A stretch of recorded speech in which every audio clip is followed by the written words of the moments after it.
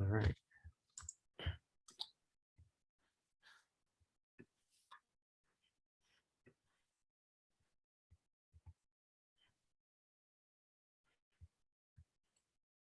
So Roland, you can go ahead and get us started. Okay, sure. All right. Good afternoon, everybody, and welcome to our pilot funding informational webinar. We're very excited to share with you just an overview of our center, as well as share with you the funding announcement we have out, and then in the end answer some questions that you may have around this funding announcement. Next slide. Okay, so I think I'm going to present the next couple slides, right? Yeah. All right. If I can. All right. So welcome, everyone. We're really delighted that you could attend this webinar of our Johns Hopkins AD-RCMAR Center today. And we are fortunate to be part of a nationwide network of resource centers for minority aging research. These centers that you see listed on the slide here are Alzheimer's disease-focused RCMAR centers.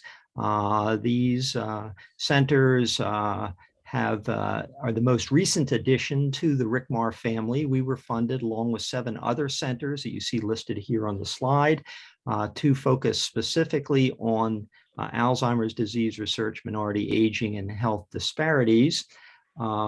Some of these centers, like McFadden, are housed across numerous universities, and some are within a particular university.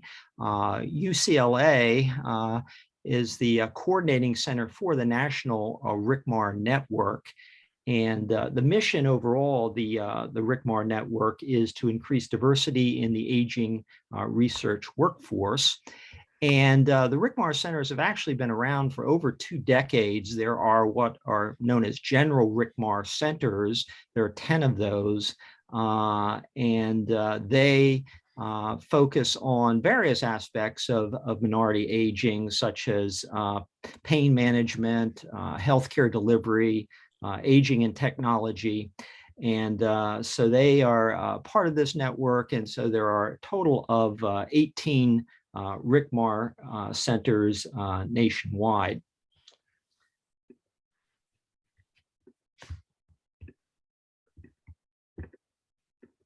Sure, why these slides aren't advancing here.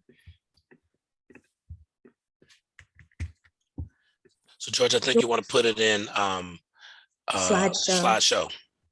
Oh, I don't have it in slideshow? I thought I did. No. All right.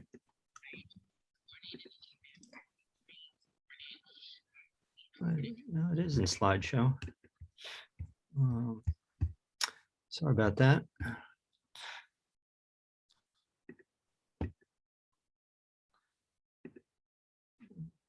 There we go. There we go. Okay. There we go. Okay. So the overall aims of our RCMAR Center are consistent with the overall mission of the RCMARs. The first aim is to mentor a diverse group of investigators in minority aging research on Alzheimer's disease and related disorders and health disparities. And we take a life course perspective encompassing multiple levels, ranging from biological and behavioral factors to social and community factors that are key to the maintenance of cognitive health and the reduction of ADRD dementia risk in minority older populations.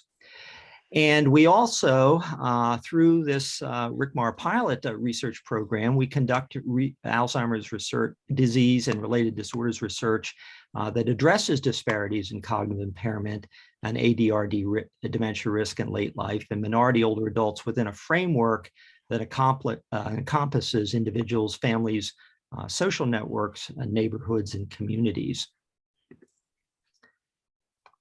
So here is a copy of our organizational chart.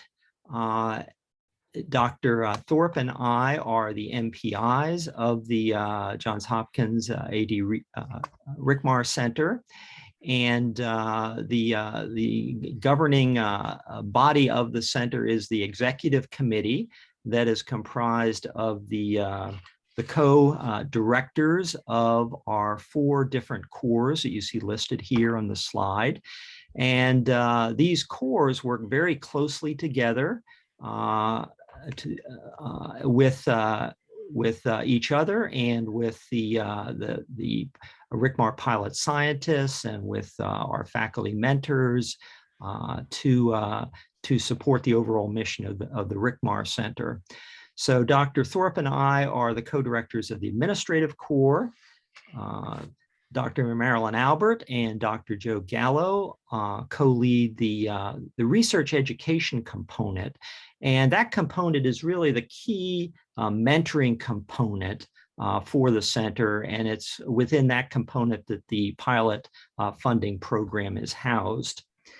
And then we have a community liaison core that engages the community and partners with the community, and that's co-led by Dr. Janice Bowie and Quincy Samus.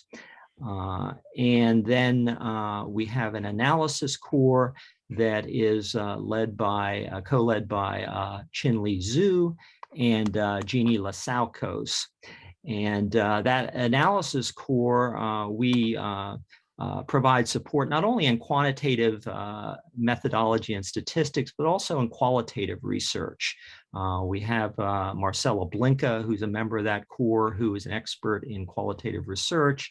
And we're also fortunate to have a mixed methods training program at Johns Hopkins that Joe Gallo heads up, and that also furnishes a resource for our RCMAR scientists. So this is the executive committee then, these eight individuals, and then we are advised by an external scientific advisory panel, and we meet with them annually and stay in close touch with them. And they the scientific advisory panel is led by Dr. Keith Whitfield, who is a preeminent scholar in the area of minority aging and health disparities research. And he's also currently president of the University of Nevada, Las Vegas. And that panel is comprised of really leaders in minority aging research, nationally known leaders in this area, both within Johns Hopkins and outside of the university. And it also includes members of the community board. And we're advised by a community advisory committee, and that committee is led by Betsy Simon. And this is a committee that's comprised of different stakeholders and leaders in the community and community members, and it helps advise us on engagement in the community and partnering with the community, disseminating our research findings within the community. So that's the organizational structure of the center. And then a lot of this information and a more detailed description of our center can be found on our center website, and we have the URL for that website at the end of the presentation. So Roland, I'll turn it over to you now, and you can describe the pilot program. Yes, thank you.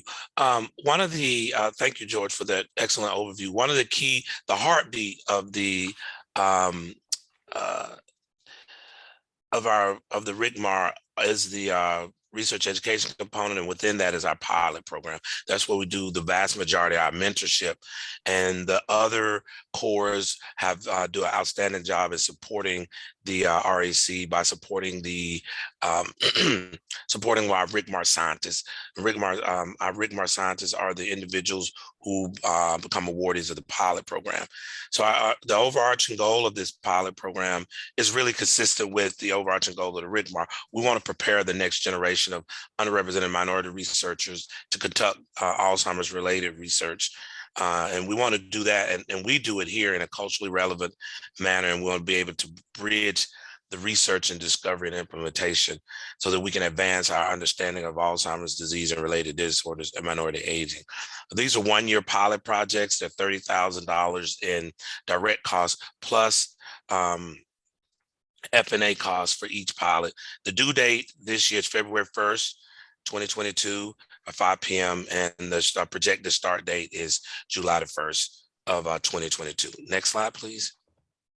As it relates to eligibility, we're one of the few sites that will allow people outside of Johns Hopkins to apply and become RCMAR scientists.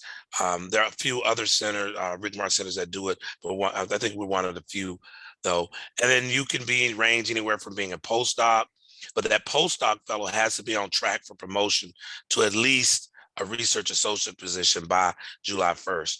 And then we will request a letter from a mentor confirming that promotion process, or confirming that the promotion will take place by the stated deadline, which is July 1st. We're looking for junior faculty here, and then the overwhelming majority of the scientists have been junior faculty. And then we also will allow senior investigators who haven't received the R01 or who are transitioning to ADRD and in minority aging research. But if you're at our center, if you've already received funding from another RCMAR center and you're already named a RCMAR scientist, you're not eligible for our program. And we strongly encourage individuals from underrepresented racial ethnic groups, as well as individuals with disabilities. They're encouraged to apply for this support. Next slide. Now, briefly, I want to go over the requirements. And it's extremely important that when you're putting your application together, that you follow these requirements. So we're looking for a cover page, and on the cover page, of course, we want your applicant's name, your affiliation, the title, and some contact information. And then we want you to have an abstract, and we want to use the NIH format, the PH 398 format for the abstract. And then we'll have the 5-page bio sketch, the new bio sketch from the new format. And please make sure you have a personal statement on there. And then here's the real big kicker. We want 3 pages of the proposal that includes specific aims, significance, innovation, and approach. But these 3 pages do not include the references, and we're asking for it to be an Arial 11 point. Next slide. Okay, all right. And at the one of the other things that we're asking for is in these requirements that you give us 3 names of potential reviewers to serve as reviewers for your application. But remember, the suggested reviewers, we want them to minimize any conflict or potential of conflict. So we want to make sure that those reviewers have not collaborated with you on grants, manuscripts, or other scholarly activities. And then a budget and budget justification are not required with the initial applications. But if you're awarded, we will reach back out to get that information. So on the initial application, you do not need a budget or a budget justification. And if you need the NIH blank forms, please email us at the email address that's stated here, and we'd be more than happy to send you those blank forms. And then at the end, you're going to put together a single PDF, and you're going to put those documents in the order in which they have been, which would be the cover page, the abstract, the bio sketch, and then your research proposal and the references that go in that order in one single PDF, and be emailed to the email address that's listed here. That's no later than 5 p.m. Eastern Standard Time on February 1st. Next slide, please. So now that we've gotten the eligibility and requirements, let's turn briefly and let me share with you the review process. So once we get the initial reviews in, then we have a research review committee that helps us organize the review process. And that consists of senior investigators from we'll have the co-directors of the research education component that's engaged in the review process, as well as myself and Dr. Reebok. And we look for senior investigators who have expertise to review your application, and each application has 2 reviewers. And we have our review style is very similar to NIH in that we do provide written critiques, and we have an overall impact score that ranges from 1 to 5 in this review process. And then we take those we take the reviews we take each of the reviewers scores and we average those scores, and then there's a ranking and there's some discussion going on. So it's not just based on pure ranking, there's discussion around the applications as well with regard to the research review committee. Next slide, please. And then afterwards, after we make these decisions, then we will notify people their status, and those who are to be the investigators to be funded. Then at that time, we'll request information about budget and budget justification. And for those including human subjects, we need to have the targeted plan enrollment form, and we need to use the NIH format. I can't stress you how important it is to have that human subjects and the targeted plan enrollment in place. If it's not in place, then NIA will send it back to us and request that information from you. These projects have to be, not only we have to select them, but we select them, then we approve of them, then they have to get the final level approval by NIA.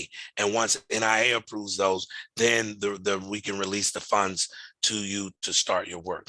One of the things that we do, unfortunately, everybody's not funded, but those who are not funded will have an opportunity to review your critiques and your application with myself and Dr. Reebok and any other senior investigators that we think may be important for you to get the feedback from if we think the feedback is not clear. And then you also have the opportunity to apply.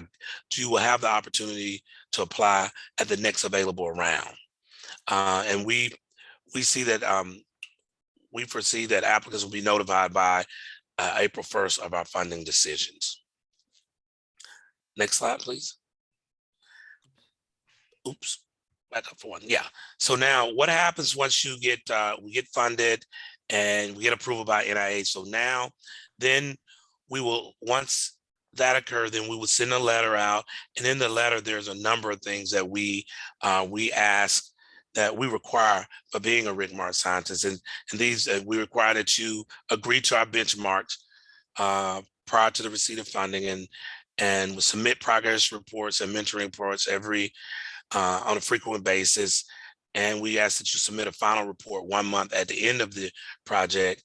And the other thing that we ask for is that at the completion of the project, you provide us updates on an annual basis for our progress reports to NIH. And other benchmarks that we have, some of the other benchmarks that you agree to prior to receipt of funding is participate in our professional development seminar series. And in addition to participating in our professional development seminar series, just providing a sense of community with the rest of the RCMAR scientists. We have this saying in the RCMAR community, once a RCMAR scientist, always a RCMAR scientist. And so while the funding may be over, that you still remain a key member of our RCMAR family. Next slide, please. Here's just some of the support that the RCMAR scientists in our center that we offer in our center. We have regular meetings with the mentors. You will be paired up with 2 mentors that one is going to be a content expert, and then another one's going to be an expert around health disparities or minority aging, depending on your project. And then they're regularly scheduled mentors with your mentoring team. We ask people to, at their first meeting, to complete an IDP for the 12 months so that we can look at that and have that as an accountability tool for us as we move throughout the 12 months. And then we have meetings with the analysis core. You have to meet with analysis core at the beginning of the project so you can review your analytic goals and describe your project to the analysis group. And then we also have a meeting with the community core. So you can think about particularly if you're doing primary data collection, think about your recruitment plan and identify any other community resources that you may need need assistance from the community core. And then think about, for those who are doing secondary data analysis and you're meeting with the community core, may think about how can you use your findings and translate it so that it's more ready for use in the community. So these are some of the supports that we have in place for the RCMAR scientists. along the way, and then access to it. One of the things, we have access to a tremendous number of outstanding program faculty that support us as well. And with regard to all scientific endeavors. One other thing that we've done, Dr. Reebok and I've done, that has been an outstanding outlay for the RCMAR scientists, is we've served we've served as reviewers for grants for our RCMAR scientists. We have the analysis core if we need them to look at statistical analysis sections. Myself and Dr. Reebok has provided feedback to some of our RCMAR scientists who have submitted grants moving forward. So that's another thing that we have, support that we have for the RCMAR scientists. Next slide, please. And so finally, I want to just ask George to join in with me on this when we go through these FAQs. These are some questions that we've gotten over the years, and so we want to be able just to share with you our answers on these. So the first one is, can we include a co-PI on a pilot project? Because these are pilot projects and they're training mechanisms, the answer is no, that you cannot have a co-principal investigator, but you certainly can have co-investigators on the grant. Can I conduct my pilot project in another country? The answer to that is no, that we don't. We want you to conduct your pilot project in the US, and then given where we are now with the pandemic, we certainly won't want to put other people in difficult positions.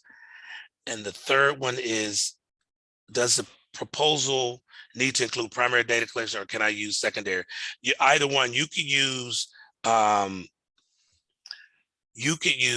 primary data collection or secondary data analysis. We have had scientists successfully compete using either mechanism, but I would tell you now, the scientists that are doing primary data collection for the last 2 cohorts, some of them are still working to try to finish their recruitment due to the pandemic. The pandemic set them off on a different pathway, on a pathway we never would have expected. And so we're still working with our scientists there to try to help them do what we can, given where we are with the pandemic, to get through the primary data collection efforts. But you certainly can do primary data collection or secondary data analysis.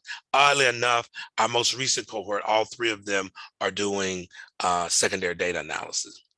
Roland, can I add one thing there? Sure, absolutely. With the secondary data analysis, we have several large data sets that you can avail yourselves of, such as the NHATS data set and the active data set. And as part of our professional development series, which Roland mentioned a little earlier, we periodically have presentations on different data sets that our scientists can take advantage of. So if you're thinking about submitting a pilot proposal and you're just not sure of access to a data set, please reach out to us. We can suggest several that may be available to you. Yep. Right. Can the proposal include qualitative data collection? Absolutely. I think 2, or at least 2 of the RCMAR scientists have done qualitative data, and like George mentioned earlier, we're fortunate enough to have someone on our team, on our center analysis core that has done an outstanding job with qualitative data. And we're fortunate enough to have Dr. Joe Gallo, who runs the training grant on mixed methods. So they have certainly strengthen our infrastructure as it relates to our analytic core. And then so number 5, are the potential reviewers required to be a part of Johns Hopkins RCMAR centers or relevant researchers without any affiliation? No, you can put down your potential reviewers don't have to be a part of Hopkins or the RCMAR centers at all. We're looking for reviewers that have the appropriate expertise, that are not in conflict with you, and we will reach out to them and see if they're available to review the application for us. And if you're not sure if they'll be in conflict, just contact us and we can discuss the situation. But if it's somebody that you've been publishing with, or work with, an advisor or something like that, then obviously there's a conflict. But a lot of times there's just kind of a that area where it's just not altogether clear. Yeah. And then the final question that we've received a lot is, can the pilot project be renewed for a second year?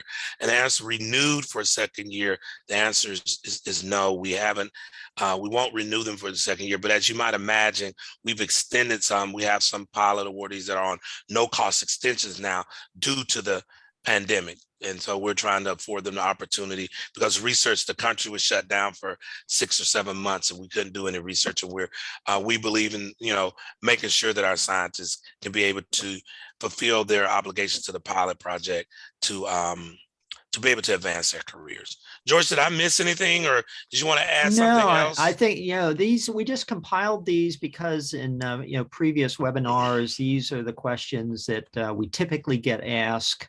I think one that's not on here is about the budget, but I think you covered that, Roland, in an earlier slide about in terms of you don't need to submit a budget with your initial application. It's only if you're funded that we request a budget. Correct. But that's often asked. But I'm sure there are other questions that we haven't anticipated here that you might have. So maybe this would be a good time to open up the floor to other questions or just comments on any of the material that Roland and I have presented. So you can just unmute yourselves or just put something in the chat window. Either way works. Hi, I'm just wondering, my name is Winyan Mack. I'm coming in from New York City at the New Jewish Home. I'm just wondering how many of these awards will be available? We make 3 awards per year, and they're all $30,000 awards. I see raised hand. I don't see your name on the screen, but I see your hand.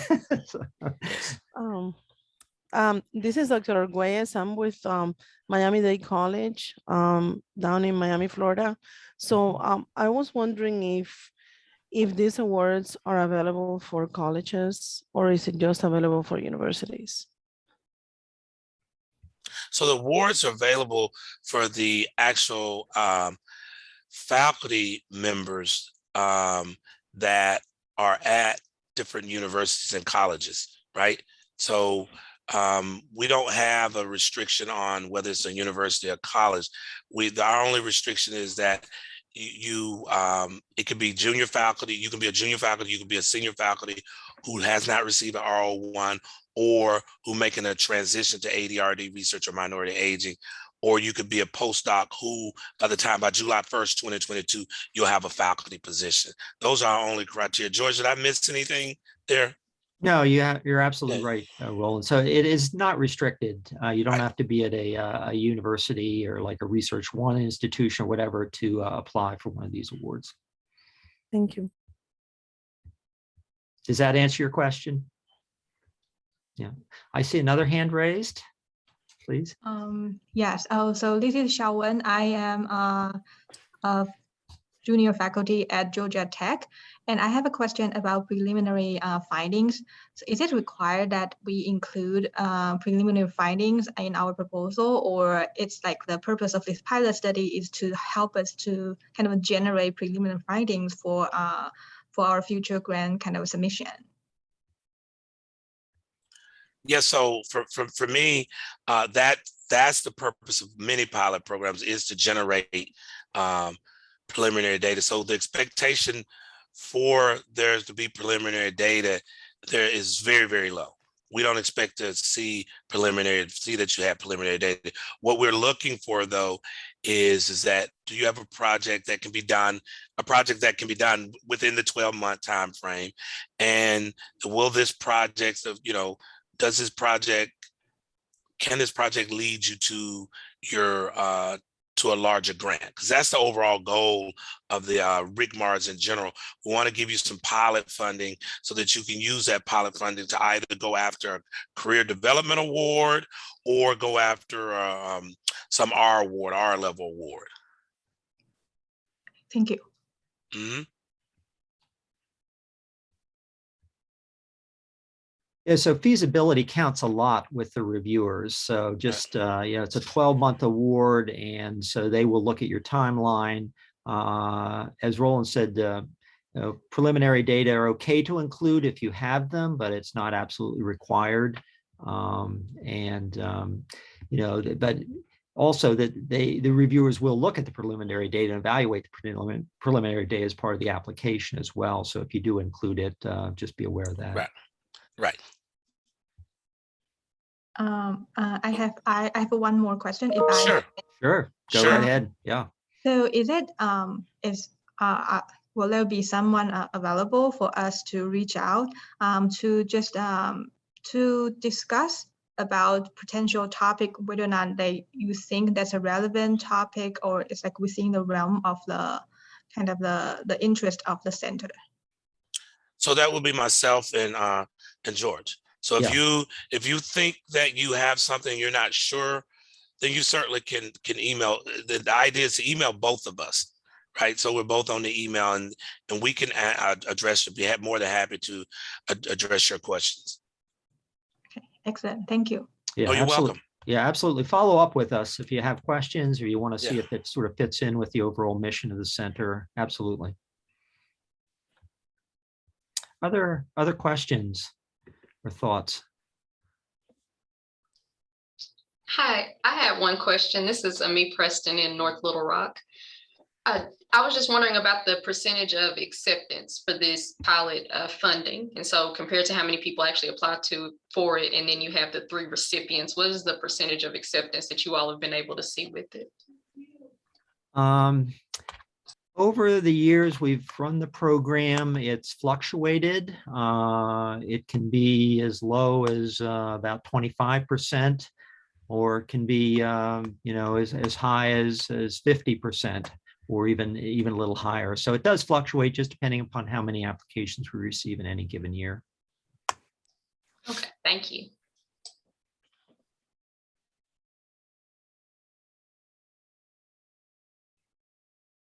These are really excellent questions. Happy to answer others. Just unmute yourself or just type something in the chat window.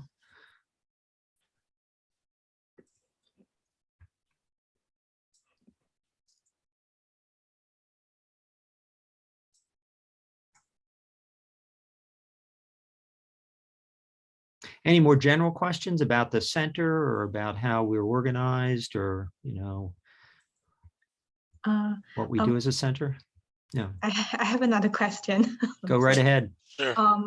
So you mentioned previously that there are available kind of data sets for secondary data analysis. Are they? Is this information posted on the website, or we will have to reach out to you to gain access to the names of the data set or the data that's being collected? Probably the best way is to reach out to us. I think we have some suggested data sets on the website listed, but I don't think that, we don't have the entire data sets residing on the website. Okay. And the other thing about that is that it depends on what you're trying to do. Mm-hmm. So if you tell us what we're trying, we probably can better guide you to different data sets, because different data sets may have different strengths based on your research question. Yeah, great. Thank you. Mm-hmm.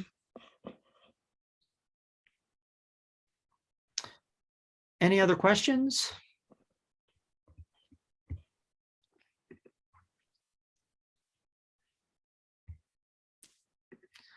Okay, well, we'll post this recording on our website. So if there's anything you want to go back and review, you'll have it available to you.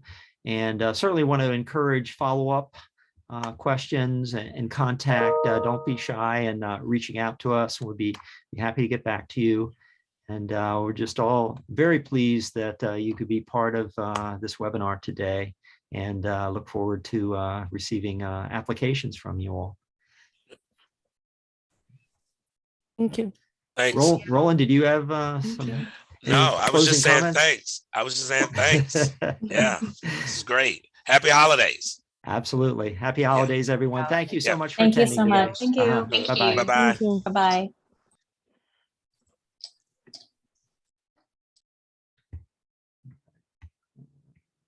Let's see.